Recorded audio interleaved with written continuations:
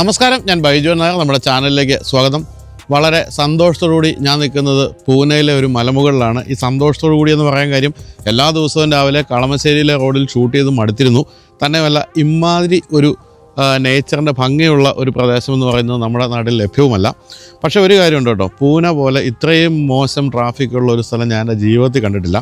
നമ്മൾ 100-ലധികം രാജ്യങ്ങൾ സഞ്ചരിച്ചെങ്കിലും ഇപ്പോഴും നമ്പർ 1 ട്രാഫിക്കിൻ്റെ സംസ്കാരത്തിൽ നമ്പർ 1, മോശം സംസ്കാരത്തിൽ നമ്പർ 1 എന്ന് പറയുന്നത് പൂനെ തന്നെയാണ്. നമ്മൾ താമസിച്ചിരുന്ന ഹോട്ടലിൽ നിന്നും ഏകദേശം ഒരു 20-25 കിലോമീറ്റർ സഞ്ചരിക്കാൻ തന്നെ എടുത്തു 1 മണിക്കൂറിലധികം. കാരണം അത്രയധികം ട്രാഫിക്കാണ്. എന്തായാലും കഷ്ടപ്പെട്ടാണെങ്കിലും ഇങ്ങനെ ഒരു സ്ഥലം കണ്ടുപിടിച്ചു, ഏറ്റവും പുതിയ ടാറ്റ പഞ്ച് ഷൂട്ട് ചെയ്യാൻ വേണ്ടി. അപ്പം മലനിരകളെ സാക്ഷി നിർത്തിക്കൊണ്ട് നമ്മൾ കണ്ടുകൊണ്ടിരിക്കുന്നത് ഏറ്റവും പുതിയ ടാറ്റ പഞ്ചാണ്.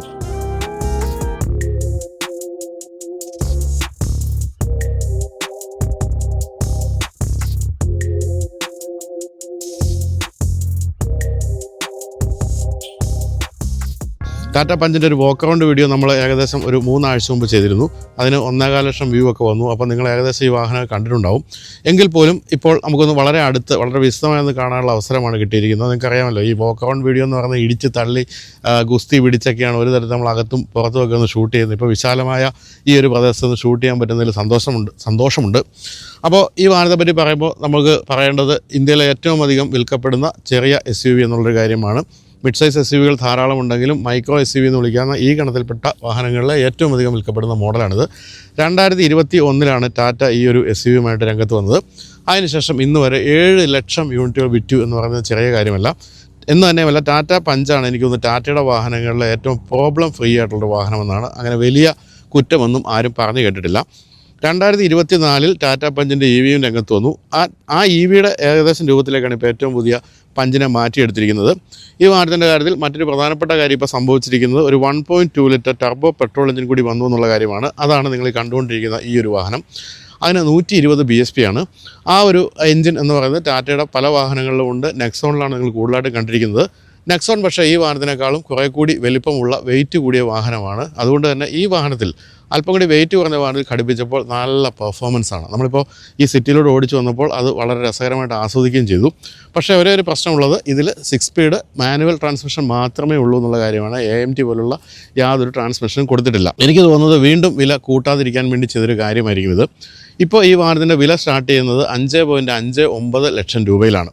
ഇപ്പോൾ 2021 ഈ വാഹനം വന്നപ്പോൾ 5.49 ലക്ഷം രൂപയിലായിരുന്നു. അതായത് 10,000 രൂപയെ കൂടിയിട്ടുള്ളൂ. എങ്കിൽ പോലും ധാരാളം മാറ്റങ്ങൾ, അത് ഫീച്ചേഴ്സിൻ്റെ കാര്യത്തിലായാലും എക്സ്റ്റീരിയറിൻ്റെ കാര്യത്തിലായാലും എല്ലാം നമ്മളെ കാത്തിരിക്കുന്നുണ്ട്. അപ്പോൾ എന്തായാലും ഓടിക്കാൻ വളരെ രസകരമാണ് ഈ ഒരു മോഡൽ. എങ്കിൽ പോലും അതിനൊരു ഓട്ടോമാറ്റിക് ട്രാൻസ്മിഷൻ തീർച്ചയായിട്ടും നമുക്ക് മിസ് ചെയ്യുന്നുണ്ട്. മറ്റൊരു കാര്യമുള്ളത്, ഇതിലിപ്പോൾ ഒരു CNG AMT വന്നു എന്നുള്ള കാര്യമാണ്. CNG എന്ന് പറയുന്നത് ഇപ്പോൾ മിക്കവരും വാങ്ങിച്ചു തുടങ്ങിയിട്ടുണ്ട്. അതിൽ AMT ട്രാൻസ്മിഷൻ ഉണ്ടെന്ന് മാത്രമല്ല, അതിൽ പാഡൽ ഷിഫ്റ്റേഴ്സും കൊടുത്തിട്ടുണ്ട്. പക്ഷേ ആ വാഹനത്തിൻ്റെ കാര്യത്തിൽ ഇതിനിപ്പോൾ ബൂട്ട് സ്പേസ് 319 ലിറ്റർ ആണെങ്കിൽ അത് 210 ലിറ്ററേ ഉള്ളൂ എന്നുള്ളൊരു വ്യത്യാസമാണുള്ളത്. 210 ലിറ്റർ മോശമാണെന്ന് പറയാനാവില്ല. നമ്മോടൊപ്പം ഇപ്പോൾ അവിടെ ഷൂട്ട് ചെയ്യുന്നത് ഒരു CNG മോഡലാണ്, നമ്മുടെ സുഹൃത്ത് റോഷൻ. അപ്പോൾ നമുക്ക് ആ മോഡൽ ഒന്ന് അടുത്ത് കാണാം, എത്രത്തോളം ബൂട്ട് സ്പേസ് പോയി എന്നുള്ള കാര്യമൊക്കെ അതിലൊന്ന് കാണാം. എങ്കിൽ പോലും നമ്മൾ കൂടുതലായിട്ട് വിശദമായിട്ട് കാണാൻ പോകുന്നത് നമ്മോടൊപ്പം ഉള്ള ഈ ഒരു ടർബോ പെട്രോൾ മോഡലാണ്. അപ്പോൾ എല്ലാവർക്കും ബൈജു എന്നായിരുന്ന യൂട്യൂബ് ചാനലിലേക്ക് മലമുകളിൽ നിന്നും സ്വാഗതം.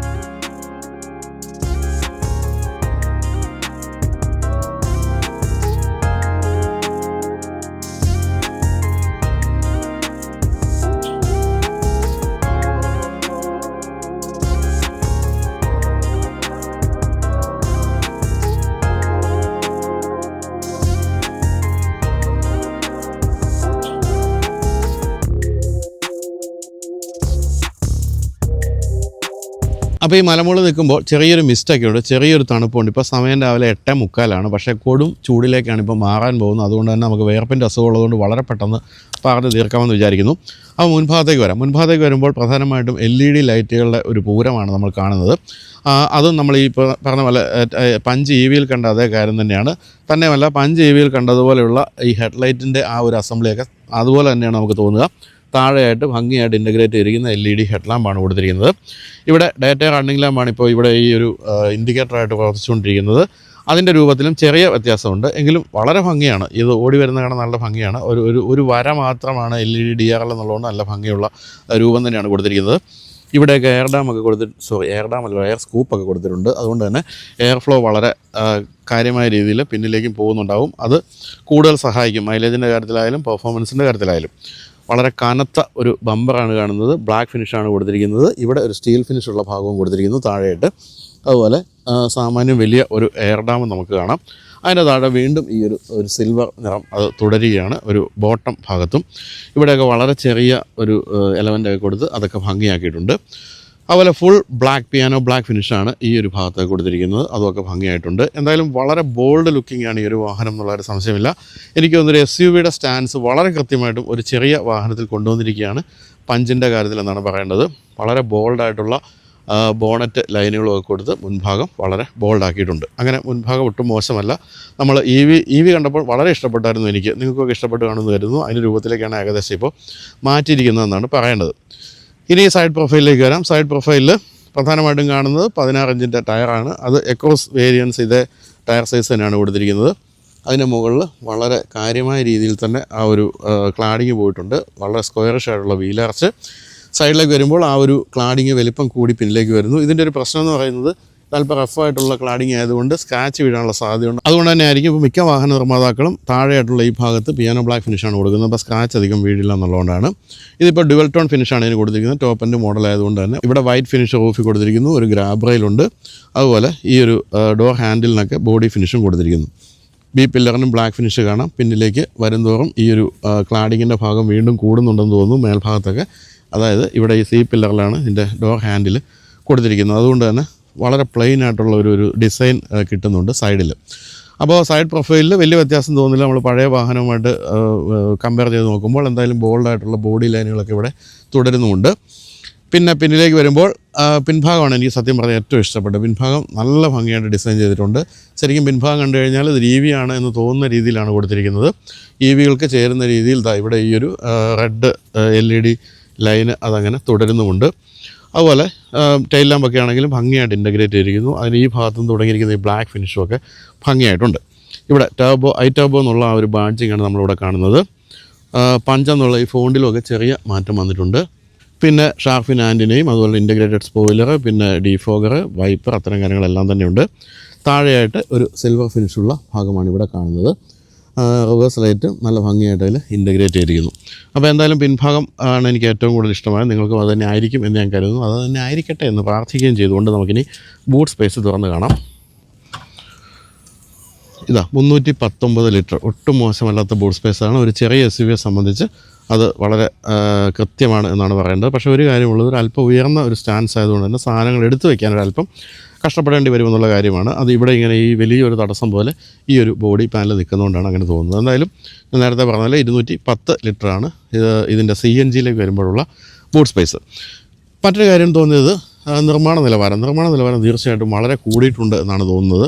ബോഡി പാനലുകളുടെയൊക്കെ ആ ഒരു സ്വഭാവം, അതിൻ്റെ ഒരു നിർമ്മാണ രീതിയും സ്വഭാവമൊക്കെ അങ്ങനെ തന്നെയാണ്. തന്നെയല്ല, നമ്മൾ ഡോറൊക്കെ തുറന്നടയ്ക്കുമ്പോൾ നല്ല തട്ട് സൗണ്ട് കേൾക്കുന്നുണ്ട്. അതാണ് ഒരു നിർമ്മാണ നിലവാരത്തിൻ്റെ മറ്റൊരു മാനദണ്ഡമായിട്ട് പറയാവുന്ന കാര്യം. അപ്പോൾ എന്തായാലും ഭംഗിയായിട്ടുണ്ട്. മൊത്തത്തിൽ ഈ ഒരു 5 EVയുടെ ആ രൂപത്തിലേക്കുള്ള മാറ്റം തീർച്ചയായിട്ടും സ്വാഗതാർഹം തന്നെയാണെന്നൊരു സംശയമില്ല. മറ്റൊരു കാര്യമുള്ളത്, 7 ലക്ഷത്തിലധികം യൂണിറ്റുകൾ വിറ്റൊരു വാഹനത്തിൽ തൊടുമ്പോൾ വളരെ പേടിക്കണമല്ലോ. കാരണം എങ്ങാനും പിഴച്ചു പോയാൽ സംഗതി ആകെ പിഴയ്ക്കുമെന്നുള്ളതുകൊണ്ട് വളരെ ശ്രദ്ധിച്ചാണ് രൂപകൽപ്പന ചെയ്തിരിക്കുന്നത്. ആ കാര്യത്തിൽ തീർച്ചയായിട്ടും ടാറ്റ മോട്ടോഴ്സിന് 10ൽ 9 മാർക്ക് നമുക്ക് കൊടുക്കാവുന്നതാണ്. അപ്പോൾ ഈ കണ്ടുകൊണ്ടിരിക്കുന്നതാണ് പഞ്ചിൻ്റെ CNGയുടെ ബൂട്ട് സ്പേസ്. 210 ലിറ്റർ ഉണ്ട്. താഴേക്കാണിപ്പോൾ ഈ ടാങ്കുകൾ വന്നിരിക്കുന്നത്. വളരെ ഭംഗിയായിട്ട് അതിൻ്റെ അത് ഇണങ്ങിച്ചേർന്ന് ഇരിക്കുന്നുണ്ടെന്നാണ് പറയേണ്ടത്. ഇതും ബൂട്ട് സ്പേസ് മോശമല്ല. ഇപ്പം നമ്മളിപ്പോൾ ഈ ഒരു പാഴ്സൽ ട്രേ ഊരുകയാണെങ്കിൽ തരക്കേടില്ലാത്ത രീതിയിൽ ഹൈറ്റുള്ള പെട്ടികളൊക്കെ വയ്ക്കാൻ സാധിക്കും. പിന്നെ മറ്റൊരു വ്യത്യാസം എന്ന് പറയുന്നത് ബാഡ്ജിങ് മാത്രമാണ്. ഇവിടെ iCNG എന്നുള്ള ബാഡ്ജിങ് ആണ്. ടർബോയ്ക്ക് പകരം iCNG കൊടുത്തു. ഈ ഒരു മാറ്റം പറയാനുള്ളൂ. പിന്നെ ഉൾഭാഗത്തേക്ക് വരുമ്പോൾ ഇതിൻ്റെ ഗിയർ ലിവർ എന്ന് പറയുന്നത് AMT ആണ്. അതുകൂടെ കണ്ടാക്കാം. അതുകൂടി മാത്രമാണ് മാറ്റമായിട്ട് നമുക്ക് പറയാവുന്ന കാര്യം. ഇതാണ് gear lever, AMT gear lever. ഇത് ലെതർ റാപ്ഡ് അല്ല എന്നൊരു വ്യത്യാസമുണ്ട്. ബാക്കി എല്ലാ കാര്യത്തിലും CNGയും അതുപോലെ തന്നെ നമ്മൾ കണ്ട ടർബോ പെട്രോളിൻ്റെയും ഇൻറ്റീരിയർ ഒരുപോലെ തന്നെയാണ്.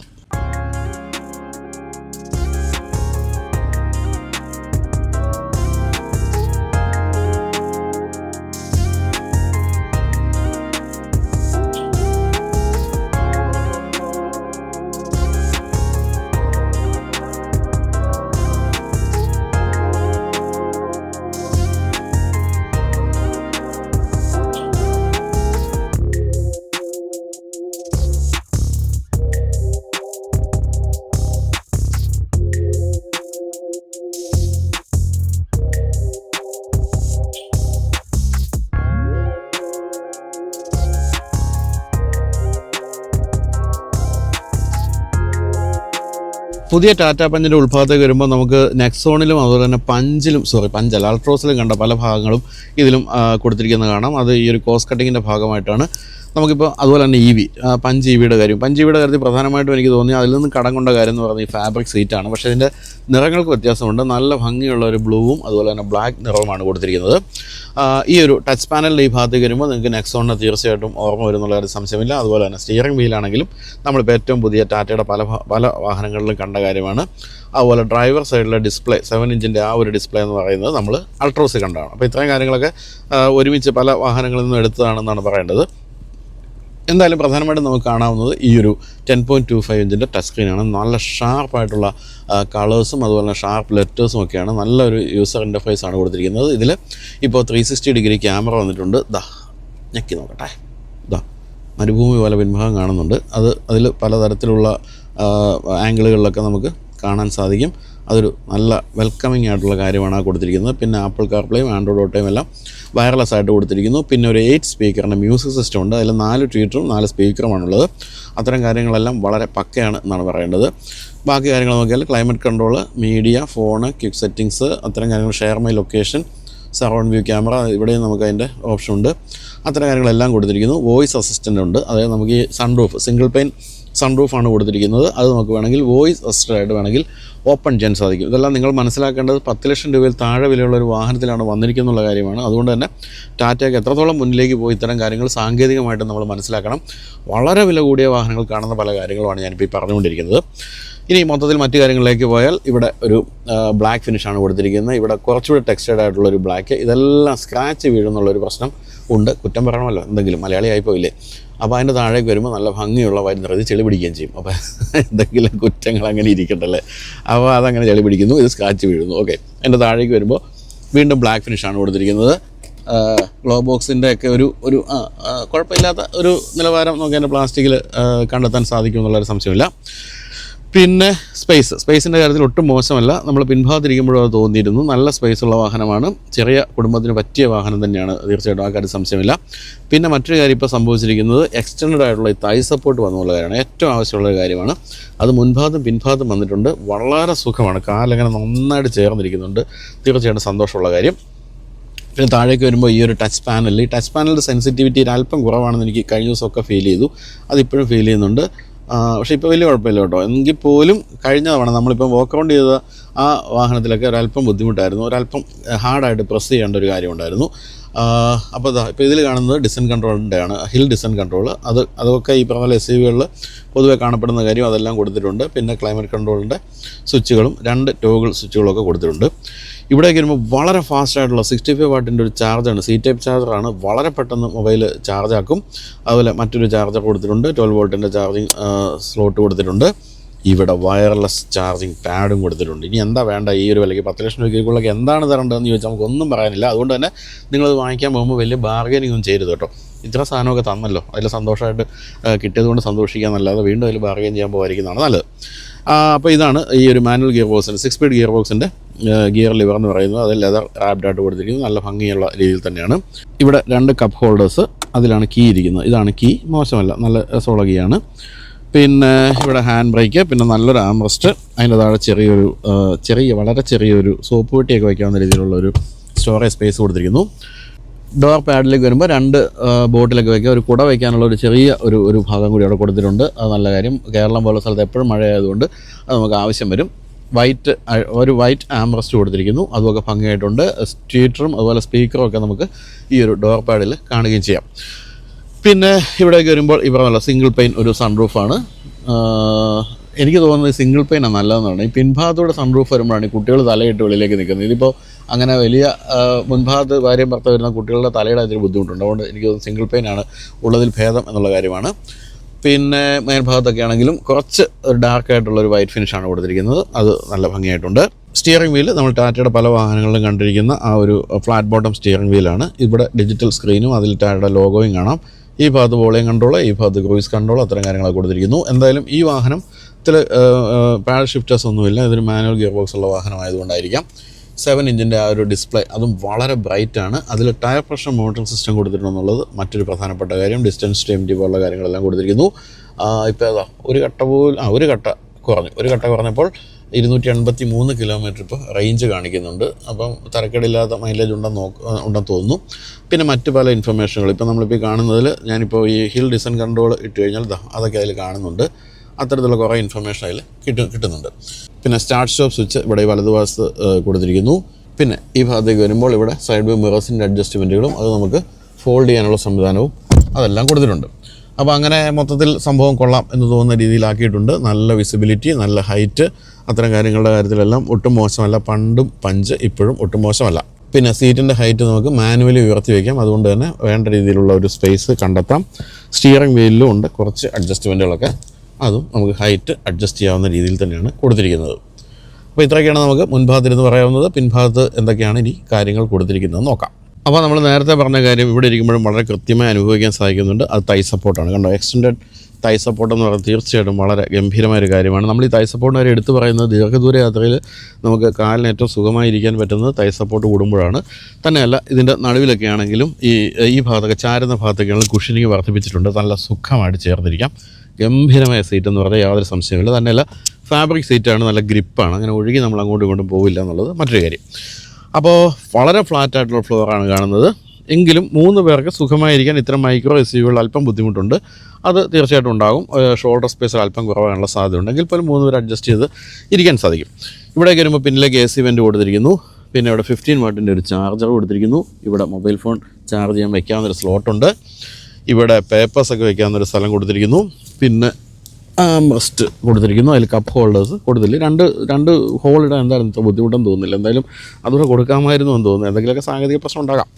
അപ്പോൾ 2 പേരിരിക്കാനാണ് കമ്പനി ഉദ്ദേശിച്ചിരിക്കുന്നത് എന്നുള്ളതിൻ്റെ കാര്യമായിട്ട് നമുക്ക് പറയാവുന്നത്. 2 ഹെഡ് റെസ്റ്റാണ് കൊടുത്തിരിക്കുക എന്നുള്ളതാണ്. 2 ഉയർത്തി വയ്ക്കാവുന്ന ഹെഡ് റെസ്റ്റ് കൊടുത്തിരിക്കുന്നു. പിന്നെ ഒരു പാഴ്സൽ ട്രേയും, മോശമല്ലാത്ത പാഴ്സൽ ട്രേയും കൊടുത്തിട്ടുണ്ട്. ഇപ്പോൾ ഞാൻ ഈ ഇരിക്കുന്ന ഭാഗത്ത് ഈ സീറ്റ് വളരെ മുന്നിലേക്ക് നീക്കിയിട്ടിരിക്കുന്നു. ഇത് വളരെ പിന്നിലേക്ക് നീക്കിയിട്ടിരിക്കുന്നു. പക്ഷേ ലെഗ് സ്പേസ് ഒട്ടും മോശമല്ല. ഇവിടെയും തരക്കേടില്ലാത്ത ലെഗ് സ്പേസ് എന്നാണ് പറയേണ്ടത്. ഡോർ പാഡിലേക്ക് പോകുമ്പോൾ വലിയ ഒരു ബോട്ടിൽ വയ്ക്കാനുള്ള സ്ഥലമുണ്ട്. ആംബസ്റ്റും അത്തരം കാര്യങ്ങളെല്ലാം തന്നെ കൊടുത്തിട്ടുണ്ട്. എന്തായാലും വളരെ പ്ലസൻ്റായ ഉൾഭാഗമാണ്. അത് ഈ വൈറ്റിൻ്റെയും ബ്ലാക്കിൻ്റെയൊക്കെ നിറങ്ങളും മേൽഭാഗത്തെ ഈ വൈറ്റിഷ് നിറം എല്ലാം കൂടി ആകുമ്പോഴത്തേക്ക് നല്ല ഭംഗിയായിട്ടുണ്ട്. വളരെ സുഖമായിട്ട് വളരെ പ്രസന്നമായ മനസ്സോടുകൂടി യാത്ര ചെയ്യാൻ പറ്റും. പിന്നെ വിൻഡോ ലൈനൊന്നും അത്ര ഉയർന്നിട്ടല്ല, അതുകൊണ്ട് തന്നെ കാഴ്ചയെ കണ്ടുപോകാനും ബുദ്ധിമുട്ടില്ല.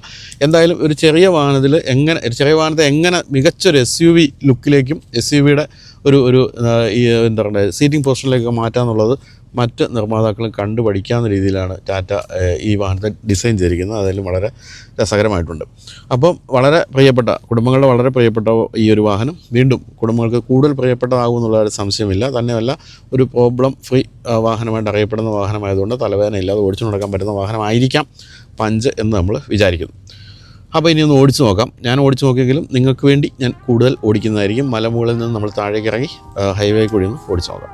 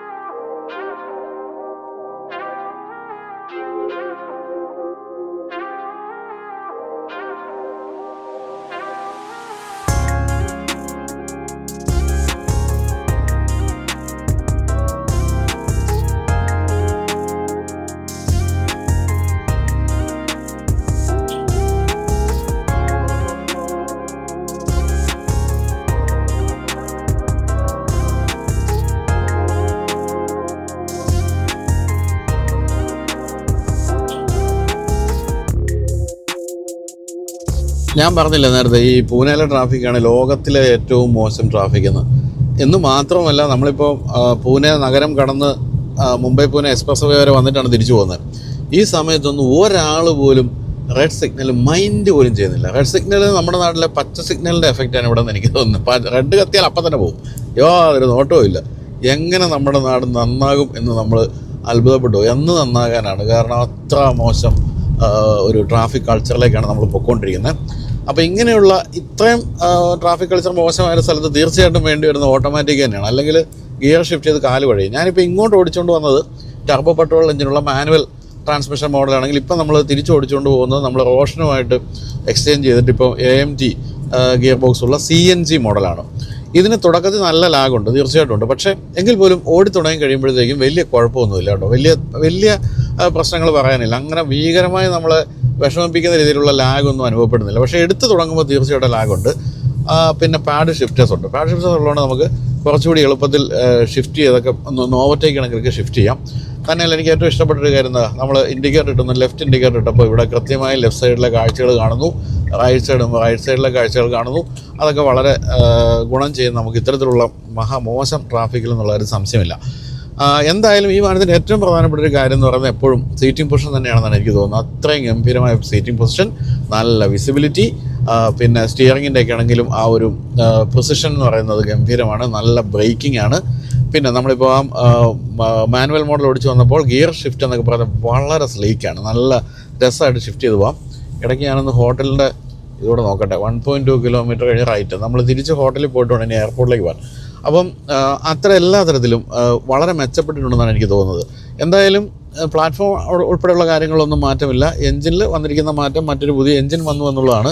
പക്ഷേ അത് ഒഴിച്ചു നിർത്തിയാൽ മറ്റ് മാറ്റങ്ങളൊന്നും ഇല്ലെങ്കിൽ പോലും കുറേ കൂടെ റിഫൈൻഡ് ആയിട്ട് അനുഭവപ്പെടുന്നുണ്ട്. അതിനിപ്പോൾ എൻ്റെ മാനസികമായൊരു തോന്നലാണോ എന്ന് അറിഞ്ഞുകൂടാ. ഇപ്പോൾ നമ്മൾ CNG ഓടിച്ചുകൊണ്ടിരിക്കുമ്പോൾ ഇതിനകത്ത് റിയൽ ടൈം മൈലേജ് കാണിക്കുന്നത് 10.5 ആണ്. അത് ആവറേജ് ഫ്യൂവൽ എന്ന് കാണിക്കുന്നത്. 10.5 പോലും മോശമല്ല നമ്മളിപ്പോൾ ഈ ഒരു ട്രാഫിക്കിൽ ഓടിച്ചുകൊണ്ടിരിക്കുമ്പോൾ. ഇതൊന്നും അല്ല കേട്ടോ ട്രാഫിക്ക്, നിങ്ങൾ ഈ കണ്ടുകൊണ്ടിരിക്കുന്നതല്ല. ഇതിപ്പോൾ നമ്മൾ ഹൈവേ കടന്നുകൊണ്ടാണ് ഇത്രയും തരക്കേടില്ലാത്ത ട്രാഫിക്ക് കാണിക്കുന്നത്. പക്ഷേ സിറ്റി കയറി കഴിഞ്ഞാൽ ഇതൊന്നും അല്ലല്ലോ അവസ്ഥ. അപ്പോൾ പോലും 10.5 കാണിക്കുന്നുണ്ടെങ്കിൽ പ്രത്യേകിച്ച് CNG എന്ന് പറഞ്ഞ ഫ്യൂവലിൻ്റെ വില അല്പം കുറവായതുകൊണ്ടും വളരെ എക്കണോമിക്കലായിരിക്കാനുള്ള സാധ്യതയുണ്ട്. പിന്നെ ഈ AMD ട്രാൻസ്മിഷൻ നന്നായിട്ട് ട്യൂൺ ചെയ്തതാണ്, യാതൊരു സംശയവുമില്ല. അപ്പോൾ ഇനി എൻജിൻ ഓപ്ഷൻസിലേക്ക് പോവുകയാണെങ്കിൽ നമ്മൾ ഇത്രയും കാലം കണ്ടുവന്നിരുന്ന ആ എൻജിനുകൾ നിലനിർത്തിയിട്ടുണ്ട്. അതായത് 88 BSP എൻജിനാണ്. അത് 1.2 ലിറ്റർ നാച്ചുറലി ആസ്പിറേറ്റഡ് പെട്രോൾ എൻജിനാണ്.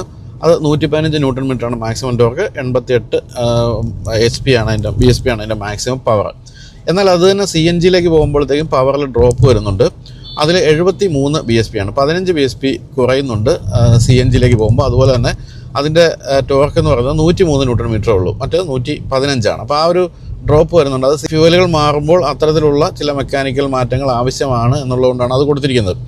അപ്പോൾ ഇതിലിപ്പോൾ ഈ CNGയിൽ AMD ട്രാൻസ്മിഷൻ ഉണ്ട്, അതുപോലെ തന്നെ 5 സ്പീഡ് മാനുവൽ ട്രാൻസ്മിഷൻ ഉണ്ട്. ഇത് തന്നെ സെയിം തന്നെ ഈ ഒരു 1.2 ലിറ്റർ നാച്ചുറലി ആസ്പിറേറ്റഡിലും ഈ 2 ഓപ്ഷനുകൾ കൊടുത്തിട്ടുണ്ട്. പക്ഷേ നമ്മൾ ആദ്യം ഓടിച്ചത് 1.2 ലിറ്റർ ടർബോ ചാർജ് പെട്രോൾ എഞ്ചിനാണ്. അത് 120 BSPയും 170 ന്യൂട്ടൺ മീറ്റർ ടോർക്കുമുള്ളതാണ്. അതിൽ പക്ഷേ ഞാൻ ഈ പറഞ്ഞ പോലെ 5 സ്പീഡ് മാനുവൽ മാത്രമേ ഉള്ളൂ. അതാണ് 11.1 സെക്കൻഡ്സ് കൊണ്ട് 100 കിലോമീറ്റർ വേഗത എടുക്കുന്നത്. എന്തായാലും അത് എനിക്ക് വളരെ ഇഷ്ടപ്പെട്ടു. വളരെ സ്ലീക്കായിട്ടുള്ള ഗിയർ ഷിഫ്റ്റുകളും നല്ല പവർഫുൾ എഞ്ചിനും ഒക്കെയാണ്. നമ്മളങ്ങനെ തിരികെ സിറ്റിയിലൂടെ ഓടിച്ചു പോയ രസമുള്ളൊരു അനുഭവമായിരുന്നു. എങ്കിൽ പോലും ഞാനൊരിക്കലും ഒരു മാനുവൽ ട്രാൻസ്മിഷൻ്റെ ഫാൻ അല്ല എന്നുള്ളതുകൊണ്ട് എനിക്ക് കുറച്ചുകൂടി കംഫർട്ടബിളായിട്ട് തോന്നി ഇപ്പോൾ ഇതിലേക്ക് മാറിയപ്പോഴാണ്. പക്ഷേ ഇതിന് തീർച്ചയായിട്ടും തുടക്കത്തിലുള്ള ലാഗ് ഉണ്ട്, അത് മറച്ചു വെച്ചിട്ട് കാര്യവുമില്ല. അപ്പോൾ എന്തായാലും എഞ്ചിൻ്റെ കാര്യത്തിൽ വലിയ മാറ്റങ്ങളല്ല സംഭവിച്ചിരിക്കുന്നത്. പക്ഷേ ഈ 1.2 litre turbo charge petrol engine എന്ന് പറയുന്നത് ടാറ്റ പഞ്ചിൻ്റെ ലാഗുണ്ട് എന്നൊക്കെ പറഞ്ഞുകൊണ്ടിരുന്നവർക്കുള്ളൊരു മറുപടി ആയിട്ടാണ് ടാറ്റ വന്നിരിക്കുന്നത്. അതിൽ ഓട്ടോമാറ്റിക് ഗിയർ ബോക്സ് കൂടി വരുമെന്ന് നമുക്ക് വിചാരിക്കാം. പിന്നെ ഈ വാഹനത്തിന് സേഫ്റ്റിയിലേക്ക് പോവുകയാണെങ്കിൽ ഇത് 5 സ്റ്റാർ സേഫ്റ്റി റേറ്റിംഗ് കിട്ടിയ വാഹനമാണ് എന്നുള്ളതുകൊണ്ട് തന്നെ സേഫ്റ്റിയുടെ കാര്യത്തിൽ യാതൊരു പ്രശ്നങ്ങളുമില്ല. ഇതൊന്നും കൂടാതെ തന്നെ അത്യാവശ്യം വേണ്ട എല്ലാ സേഫ്റ്റി ഫീച്ചേഴ്സും ഉണ്ട്. 6 എയർ ബാഗുകളുണ്ട്, ഇലക്ട്രോണിക് സ്റ്റെബിലിറ്റി പ്രോഗ്രാം ഉണ്ട്, റിയർ പാർക്കിംഗ് സെൻസേഴ്സ് ഉണ്ട്, ടയർ പ്രഷർ മോണിറ്ററിംഗ് സിസ്റ്റം ഉണ്ട്, ഹിൽ ഹോൾഡ് കൺട്രോളും ഡിസൻ കൺട്രോളും ഉണ്ട്. പിന്നെ ഓട്ടോമാറ്റിക് ഹെഡ് ലാമ്പ് ഉണ്ട്, ഓട്ടോമാറ്റിക് റെയിൻ സെൻസിങ് വൈപ്പേഴ്സ് കൊടുത്തിട്ടുണ്ട്. ഇതൊക്കെ നമ്മൾ കേൾക്കുമ്പോഴേക്കും ശരിക്കും പറഞ്ഞാൽ ഈ കിയയും അല്ലെങ്കിൽ ഹ്യുണ്ടായും പോലുള്ള വാഹന നിർമ്മാതാക്കൾ സ്ഥിരമായി നമുക്ക് തരുന്ന ഫീച്ചേഴ്സ് എല്ലാം ഇപ്പോൾ ഈ ഒരു വാഹനത്തിലേക്ക് കൊണ്ടുവന്നു എന്നുള്ള കാര്യത്തിൽ സംശയമില്ല. അപ്പം എക്സ്ട്രാ, അതുപോലെ തന്നെ Citroen C3, Renault Kiger, Nissan Magnite തുടങ്ങിയ എല്ലാ വാഹനങ്ങളുമായിട്ട് കോമ്പീറ്റ് ചെയ്യാവുന്ന രീതിയിലേക്ക് എല്ലാ തരത്തിലും ഉള്ള ഫീച്ചേഴ്സാണ് ഇപ്പോൾ കമ്പനി കൊണ്ടുവന്നിരിക്കുന്നത്. അപ്പോൾ എന്തായാലും വെനുവിൻ്റെയൊക്കെ ഏറ്റവും പുതിയ മോഡൽ വന്നു കഴിഞ്ഞപ്പോൾ കോമ്പറ്റീഷൻ വളരെ ശക്തമായിരിക്കുകയാണ് ഈ വളരെ ചെറിയ മൈക്രോ SUV-കൾ എന്ന് പറയുന്ന ഈ ഒരു സെഗ്മെൻറ്റിൽ. അതുകൊണ്ട് തന്നെ ഏറ്റവും മികച്ചൊരു വാഹനം തന്നെ ടാറ്റയ്ക്ക് കൊണ്ടുവരണമായിരുന്നു. അത് വളരെ ഭംഗിയായിട്ട് നിർവഹിച്ചിട്ടുണ്ടെന്നുള്ള ഒരു സംശയമില്ല. ടാറ്റയുടെ വാഹനങ്ങളുടെ ഡ്യൂറബിലിറ്റിയാണ് പിന്നെ നമുക്ക് സംശയിക്കാവുന്ന ഒരു കാര്യം. പക്ഷേ ഇപ്പോൾ കുറേയൊക്കെ മാറ്റം വന്നിട്ടുണ്ട്. തന്നെയല്ല പഞ്ചിൻ്റെ കാര്യത്തിൽ ഞാൻ തുടക്കത്തിലേ പറഞ്ഞ പോലെ വലിയ ചീത്തപ്പേരില്ലാത്തൊരു വാഹനമാണ്. പഞ്ചിൻ്റെ ഓണേഴ്സ് എല്ലാവരും എപ്പോഴും പറയുന്നത് ടാറ്റയുടെ വാഹനങ്ങളിലെ ഏറ്റവും മികച്ച വാഹനമെന്ന് തന്നെയാണ്. ഏതായാലും ആ ഒരു പേര് പഞ്ചിൻ്റെ കാര്യത്തിൽ നിലനിർത്തട്ടെ എന്ന് ആശംസിക്കുന്നു. അതോടൊപ്പം തന്നെ ഈ കൊറിയൻ അല്ലെങ്കിൽ ജാപ്പനീസ് വാഹന നിർമ്മാതാക്കളുമായിട്ട് പിടിച്ചു നിൽക്കാവുന്ന രീതിയിൽ നമ്മളുടെ മാനുഫാക്ചേഴ്സ് എല്ലാം ഫീച്ചേഴ്സ് കൊണ്ടുവരുന്ന കാര്യത്തിൽ സന്തോഷമുണ്ട്. കാരണം വെച്ചാൽ TCS ഒക്കെ പോലുള്ള വമ്പൻ സോഫ്റ്റ്വെയർ കമ്പനികളുടെ ഉടമകളാണ് ടാറ്റ മോട്ടോഴ്സും ടാറ്റ ഗ്രൂപ്പ് എന്ന് പറയുന്നത്. അപ്പോൾ അവർക്കൊന്നും സോഫ്റ്റ്വെയറിൻ്റെ അടുത്ത് യാതൊരു ക്ഷാമവുമില്ല.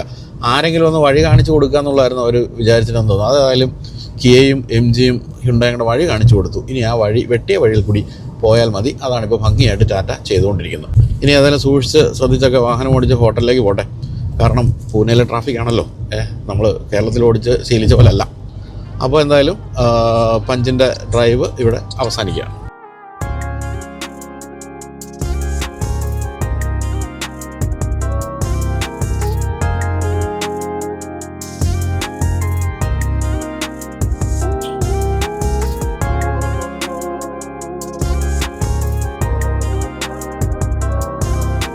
അപ്പോൾ എന്തായാലും ഈ വാഹനത്തിൻ്റെ വിലയും പ്രഖ്യാപിച്ചിട്ടുണ്ട്. വിലയിലേക്ക് പോവുകയാണെങ്കിൽ ഞാൻ നേരത്തെ പറഞ്ഞ പോലെ പെട്രോൾ മാനുവൽ ട്രാൻസ്മിഷനിൽ 5.59 lakhs വില തുടങ്ങുന്നത്. അതിന് തന്നെ CNG മാനുവൽ ട്രാൻസ്മിഷൻ്റെ വില 6.69 lakhs ആണ്. അങ്ങനെ ടോപ്പ് എൻഡിലേക്ക് വരുമ്പോൾ CNGയുടെ AMG ടോപ്പ് എൻഡ് മോഡലിന് 10,54,000 രൂപയാണ് എക്സ്ഷോറൂം വില. നമ്മൾ ഈ ഓടിച്ചുകൊണ്ടിരിക്കുന്ന ഈ ഒരു 1.2 ലിറ്റർ ടർബോ പെട്രോൾ എഞ്ചിൻ്റെ ഈ ഒരു ടോപ്പ് എൻഡ് മോഡലിന് 9.54 lakhs ആണ് വില. ഇപ്പോൾ ഏറ്റവും പുതിയ എഞ്ചിൻ വന്നപ്പോൾ, അതായത് ഈ 1.2 ലിറ്റർ ടർബോ പെട്രോൾ എഞ്ചിൻ വന്നപ്പോൾ 40,000 രൂപ വില കൂടിയിട്ടുള്ളൂ. അപ്പം 40,000 രൂപ ആ എഞ്ചിന് വില ഇട്ടിട്ടുള്ളൂ എന്നാണ് മനസ്സിലാക്കേണ്ടത്. തീർച്ചയായിട്ടും ഗംഭീരമായൊരു സംഭവമാണ്. ഗംഭീരമായ ഒരു എഞ്ചിൻ തന്നെയാണ് ഇതിലിപ്പോൾ വന്നിരിക്കുന്നത്. നല്ല രസമായിട്ട് ഓടിച്ചു പോകാം. മാനുവലേ ഉള്ളൂ എന്നുള്ളൊരു പ്രശ്നം മാത്രമേ ഉള്ളൂ. എന്തായാലും ഒരു തികഞ്ഞ SUV എന്ന് തന്നെ ഈ വാഹനത്തെ വിളിക്കാം. 193 millimetre ground clearance, 400 millimetre water വെയ്ഡിങ് capacity തുടങ്ങിയ കാര്യങ്ങളൊക്കെ ഉള്ളപ്പോൾ ഒരു മികച്ച SUV ആയിട്ട് തന്നെയാണ് നമുക്ക് ഈ ഒരു വാഹനത്തെ കാണേണ്ടത്. ചെറുതാണെന്ന് വിചാരിച്ച് തള്ളിക്കളയേണ്ടതെന്നാണ് ഞാൻ ഉദ്ദേശിച്ചത്. മൈലേജിൻ്റെ കാര്യം പുറത്ത് വിട്ടിട്ടില്ല. പക്ഷേ 11.1 seconds കൊണ്ട് 100 km സ്പീഡ് എടുക്കുന്ന ഒരു എഞ്ചിൻ എന്തായാലും ഈ ഒരു വാഹനത്തിൽ കൊടുത്തിട്ടുണ്ട്. അപ്പം ഇത്രയും കാലം നമുക്ക് ഒരു ചെറിയ പ്രശ്നം ഉണ്ടായിരുന്നത് പഞ്ചിൻ്റെ കാര്യത്തിൽ പെർഫോമൻസ് അല്ലെങ്കിൽ എഞ്ചിൻ്റെ ഒരു പെർഫോമൻസ് അല്പം കുറവായിരുന്നു എന്നുള്ള കാര്യമായിരുന്നെങ്കിൽ അതിപ്പോൾ പരിഹരിച്ചിട്ടുണ്ട്. ഇതിലൊരു ഓട്ടോമാറ്റിക് ട്രാൻസ്മിഷൻ കൂടി വരും എന്ന് നമ്മൾ ആഗ്രഹിക്കാനല്ലേ പറ്റുള്ളൂ. അപ്പോൾ എന്തായാലും പഞ്ച് ഇപ്പോൾ നിങ്ങൾക്ക് വാങ്ങിക്കാവുന്ന അവസ്ഥയിൽ ഡീലർഷിപ്പുകളിലൊക്കെ എത്തിയിട്ടുണ്ട്. അപ്പോൾ ഈ ഒരു ചെറിയ SUV വാങ്ങിക്കാൻ ആഗ്രഹിക്കുന്നുണ്ടെങ്കിൽ തീർച്ചയായിട്ടും ഏറ്റവും പറ്റിയ ഒരു മോഡലാണിപ്പോൾ നിങ്ങൾക്ക് വേണ്ടി ടാറ്റ കൊണ്ടുവന്നിരിക്കുന്നത്.